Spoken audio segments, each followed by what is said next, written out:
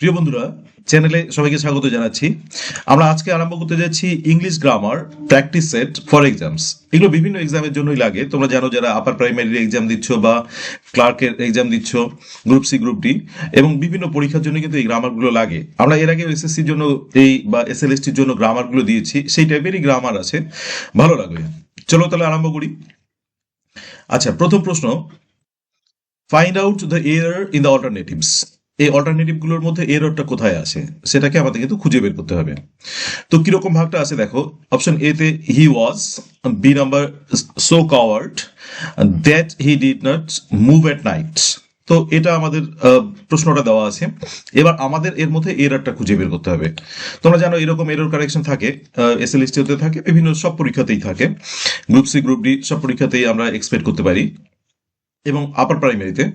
আচ্ছা, তো এখানে কি কোথায় এররটা আছে দেখো। He was so coward that he did not move at night. তাহলে এখানে আমরা যে জায়গাটা খুঁজছি সেটা হচ্ছে এখানে এররটা আছে। হি ওয়াজ সো কাওয়ার্ড, এই সো কাওয়ার্ড এটাই কিন্তু আমাদের এখানে এররটা। কিরকম এররটা দেখো, আমরা যখন এই সেন্টেন্সটা করি, মনে করো এই সেন্টেন্সটা আমরা লিখি, এই সেন্টেন্সটার মধ্যে দেখো হি ওয়াজ সো কাওয়ার্ড, এই যে এই কাওয়ার্ডটা আছে এখানে কিন্তু ভুলটা এই কারণেই আছে যে এখানের গঠনটা যদি আমরা দেখি এই সেন্টেন্সটার, দেখো হি ওয়াজ সো, সো এর পরে কিন্তু আমরা অ্যাডজেক্টিভটা বসাই, অ্যাডজেক্টিভটা বসিয়ে আমরা তারপরে দ্যাটটা বসাই। এখানে কিন্তু এই কাওয়ার্ডটা কিন্তু নাউন আছে। তাহলে হি ওয়াজ সো কাওয়ার্ড, তাহলে এখানে আমরা নাউনটাকে ব্যবহার করতে পারছি না, এখানে আমাদেরকে অ্যাডজেক্টিভটা ব্যবহার করতে হবে। তাহলে কাওয়ার্ডের অ্যাডজেক্টিভ কি? কাওয়ার্ডের অ্যাডজেক্টিভ কিন্তু কাওয়ার্ডলি। তাহলে আমরা যদি এইখানে সেন্টেন্সটা বসাতাম যে he was so cowardly that he did not move at night, তাহলে কিন্তু আমাদের সেন্টেন্সটা ঠিক হতো, কারণ গঠনটা তাই বলছে। কিন্তু দেখো he was so plus adjective plus that. অন্যান্য সেন্টেন্স গুলো দেখো, he was so small that he cannot climb the tree, এরকম যদি আমরা সেন্টেন্সটাকে বলি, তাহলে এখানে কিন্তু সো স্মল এর পরে দেখো হি কুড নট আমরা ব্যবহার করছি, he could not climb the tree. তাহলে এখানে ব্যাপারটা হচ্ছে সো স্মল, তার মানে অ্যাডজেক্টিভটাকে আমাদের কিন্তু ব্যবহার করতে হচ্ছে। তাহলে সো এর পরে এই গঠনটাতে আমাদের নিয়ম অনুসারে সো এর পরে কিন্তু আমাদের অ্যাডজেক্টিভ ওয়ার্ডটা বসাতে হচ্ছে। তাহলে এটাই আমাদের হচ্ছে he was so coward that he did not move at night, এভাবে আমরা লিখতে পারি। আরেকটা অল্টারনেটিভ আমাদের সামনে আছে, যদি আমরা কাওয়ার্ড ব্যবহার করি তাহলে কাওয়ার্ড ব্যবহার করলে আমাদের অল্টারনেটিভটা হচ্ছে he was so sorry such a coward that he did not move at night। তাহলে আমাদের কিন্তু কাওয়ার্ড যদি ব্যবহার করি তাহলে কিন্তু সাচ এ কাওয়ার্ড দিতে হবে, কারণ নাউনের আগে তখন আমাদেরকে সাচ এবং এ, সো এর পরিবর্তে সাচ এবং এ ইউজ করতে হবে নাউনের আগে। তাহলে he was such a coward that he did not move at night. তাহলে আমরা এখানকার এররটা পেয়ে গেলাম। এররটা হচ্ছে সো কাওয়ার্ডের মধ্যে এররটা আছে এবং এর একটা নিয়ম দিয়ে কিন্তু বুঝিয়ে দেওয়ার চেষ্টা করলাম যে এটা কিন্তু এরকম ভুল আছে। তাহলে চলো এবার পরেরটা দেখে নিই। fill in the blanks with appropriate preposition। আচ্ছা, she is kind dash the street dogs। আচ্ছা, এখানে অপশনগুলো দেখি আমরা। অপশনগুলো হচ্ছে টু, অফ, ইন, ফর। আমাদের কি কি হতে পারে এখানে? তাহলে টু, অফ, ইন, ফর এর মধ্যে আমরা এখানে টু বা অফ বা ইন, তাহলে আমাদের দুটো জায়গায় কিন্তু কনফিউশন। আমরা অনেক সময় ভুগি যে হচ্ছে টু হবে না অফ হবে, কারণ কাইন্ডের পরে আমরা দুটো প্রিপোজিশনে দেখি, কাইন্ড টু এবং কাইন্ড অফ। আচ্ছা, কাইন্ড টু যদি হয়, কোনো দয়ালু অর্থে যদি ব্যবহার হয় তাহলে কাইন্ড টু। তাহলে she is kind to street dogs, এটা আমাদেরকে ক্লিয়ার হয়ে গেল যে এখানে কিন্তু টুটা বসছে। আচ্ছা, তাহলে কাইন্ড টু, তাহলে কাইন্ড টু পাচ্ছি আমরা দয়ালু, এবং কাইন্ড অফ মানে কিন্তু দেখো রকম, মানে প্রকারভেদ। কিরকম একটা সেন্টেন্স দিয়ে আমরা বলতে পারি, যেমন this is one kind of games, এই যে এটা কিন্তু আমরা একটা সেন্টেন্স দিয়ে কাইন্ড অফ এটা বোঝানো যেতে পারে। তাহলে আমাদের এখানে যখন আমরা দয়ালু অর্থে পাবো she is kind to street dogs, এটা আমাদের অ্যাকুরেট অ্যান্সার। অফ হচ্ছে না, ইন বা ফর এটাও কিন্তু আমাদের এখানে হচ্ছে না।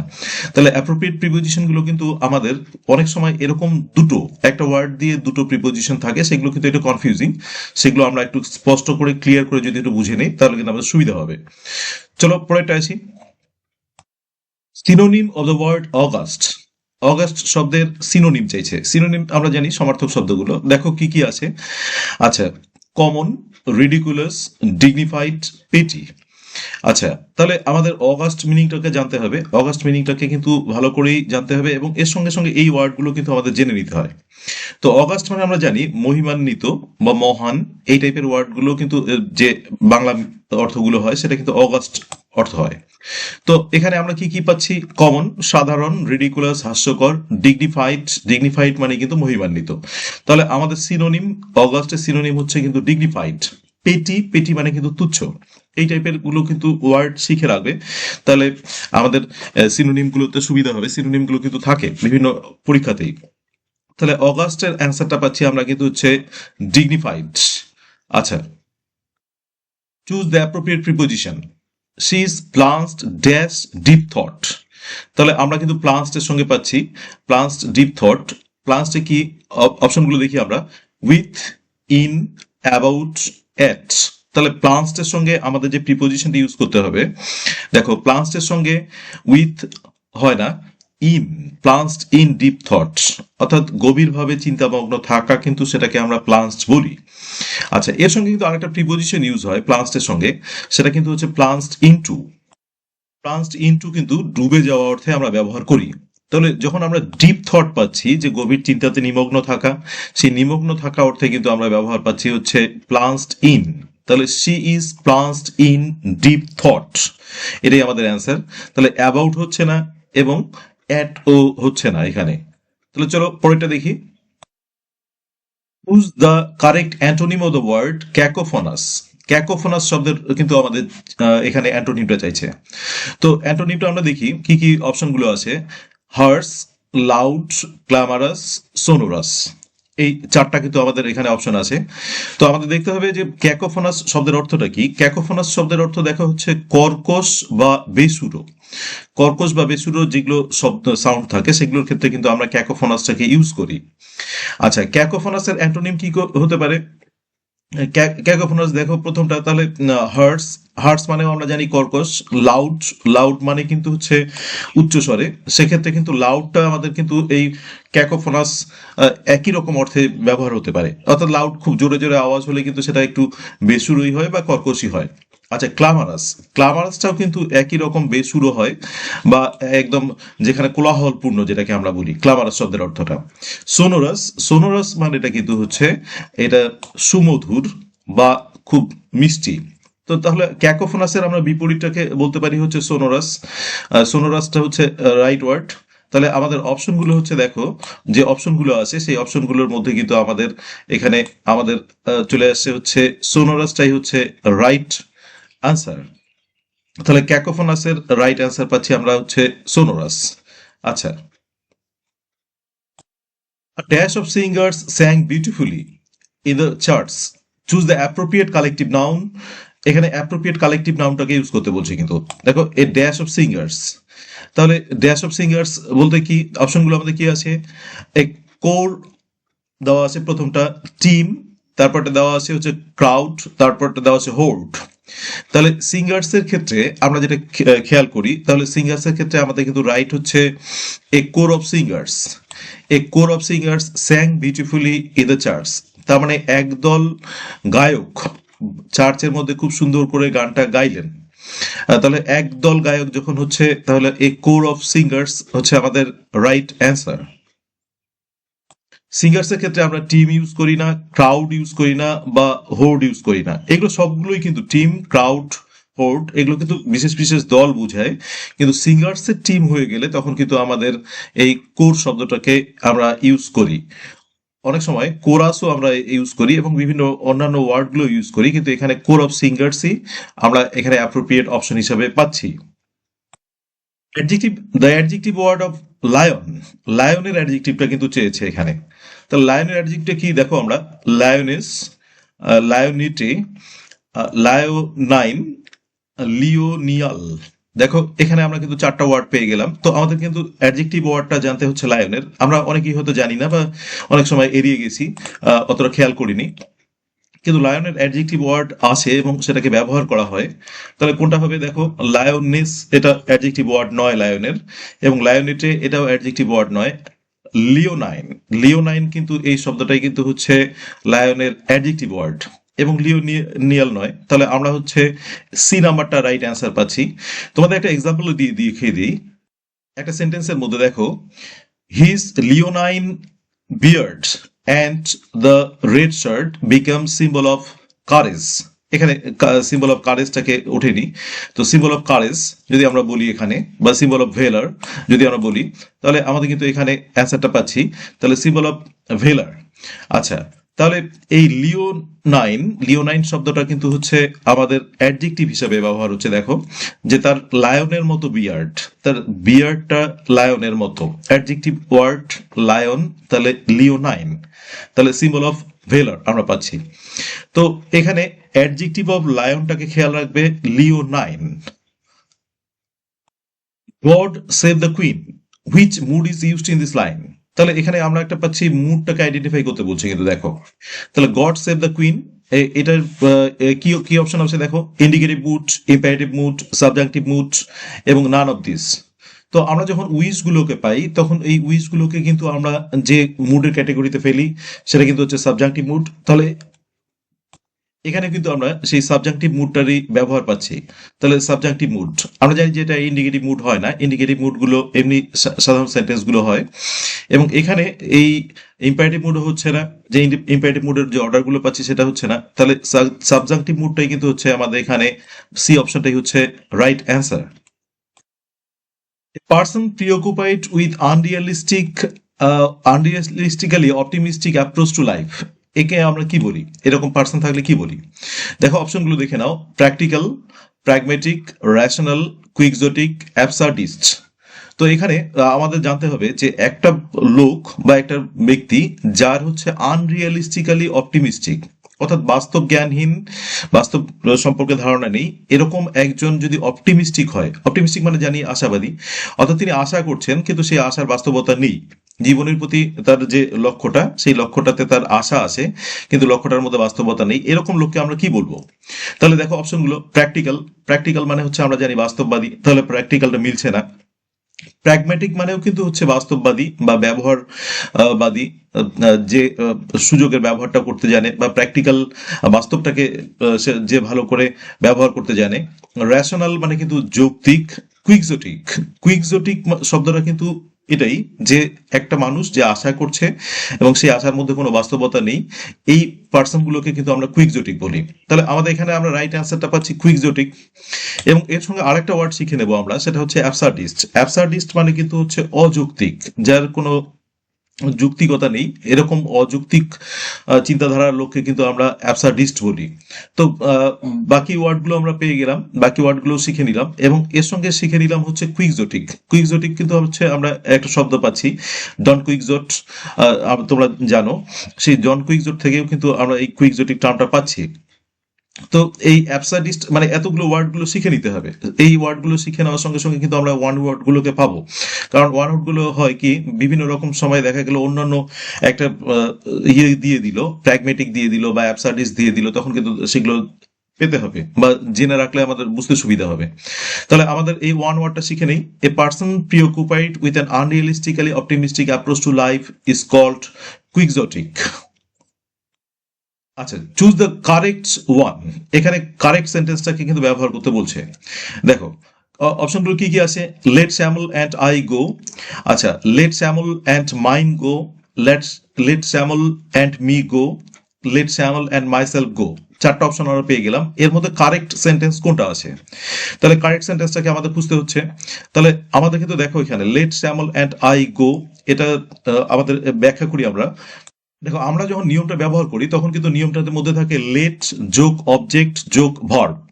তাহলে হচ্ছে আমাদের লেটের সঙ্গে অবজেক্ট লাগছে, তাহলে let Shyamal and I go, লেটের সঙ্গে শ্যামলটা ঠিক আছে, কিন্তু এই যে আইটা কিন্তু আমাদের সাবজেক্ট হিসাবে ইউজ হচ্ছে, তাহলে আমাদের এই সেন্টেন্সটা হচ্ছে না। আচ্ছা, লেট শ্যামল অ্যান্ড মাইন গো, মাইনটাকে কিন্তু আমরা জানি যে মাইনটা হচ্ছে পজিটিভ প্রোনাউন হিসাবে আমরা ইউজ করি, তো সেখানে কিন্তু মাইনটাও হচ্ছে না। তো আবার দেখো let Shyamal and me go, এই যে মি কে কিন্তু আমরা অবজেক্ট হিসাবে ইউজ করি, তো let Shyamal and me go এটাই কিন্তু হচ্ছে আমাদের রাইট অ্যান্সার। এবং এর সঙ্গে কিন্তু লেট স্যামল অ্যান্ড মাইসেলফ গো এটাও কিন্তু হচ্ছে না। তাহলে আমাদের রাইট অ্যান্সারটা আমাদের নিয়ম অনুসারে হচ্ছে, দেখো, let Shyamal and me go, শ্যামলকে এবং আমাকে যেতে দাও। শ্যামলটা নিয়ে আমাদের অসুবিধা নেই, কিন্তু আমাদের এখানে অসুবিধাটা হচ্ছে আমাদের যে অবজেক্টটা বসছে, প্রোনাউনটা বসছে, সেই প্রোনাউনের ব্যবহারটাই কিন্তু আমাদের এখানে বাকিগুলোতে ভুল আছে। তো তার জন্য এই ভুল থাকার জন্য কিন্তু আমাদের এখানে এই সি নাম্বারটাই আমাদের রাইট অ্যান্সার পাচ্ছি। তো এটাকে ভালো করে মিলিয়ে নেবে, কারণ এই টাইপের সেন্টেন্সগুলোও কিন্তু আমাদের পরীক্ষার জন্য থাকে এবং পরীক্ষার জন্য আসে। আমাদের কিন্তু রেডি হতে হবে এই টাইপের এররগুলোর দিকে খেয়াল রাখার জন্য। She dash her hair and put on a beautiful dress for the party. তাহলে এখানে আমাদের কি বলছে, choose the appropriate phrasal verb. Phrasal ভার্বগুলো কি কি আছে দেখো, did up, set up, ran up, fell up. অপশনগুলো দেখার পর আমাদের দেখো অপশনগুলোর মধ্যে আমরা অপশনগুলো যে খুঁজলাম সেটার মধ্যে ডিড আপটাই কিন্তু হচ্ছে রাইট অ্যান্সার, কারণ ডিড আপ মানে হচ্ছে সাজানো বা সজ্জিত করা। তার ড্রেসটাকে সাজিয়ে মানে সরি হেয়ারটাকে সে সাজিয়ে নিল বা হেয়ারটাকে ঠিক করে নিল, সেক্ষেত্রে কিন্তু আমাদের ডিড আপটা ব্যবহার হচ্ছে। সেট আপ আমরা জানি স্থাপন করা, র্যান আপ আমরা হচ্ছে কোনো কিছু ওঠা এই টাইপের ইউজ করি, এবং ফেল আপ এটা কিন্তু আমরা সাধারণত এটা একটা মিস প্রনাউন্সিয়েশন, এটা কিন্তু সরি মিস ওয়ার্ড, এটাকে আমরা বলতে পারি এখানে ফিল আপ অর্থে ব্যবহার করা যেতে পারে। তো সেটা কিন্তু নয়, আমাদের কিন্তু এখানে সাজানো গোছানো অর্থে যেটাকে আমরা ব্যবহার করি সেটা কিন্তু হচ্ছে ডু আপ, বা এখানে এর পাস্ট ফর্মটা ডিড আপ।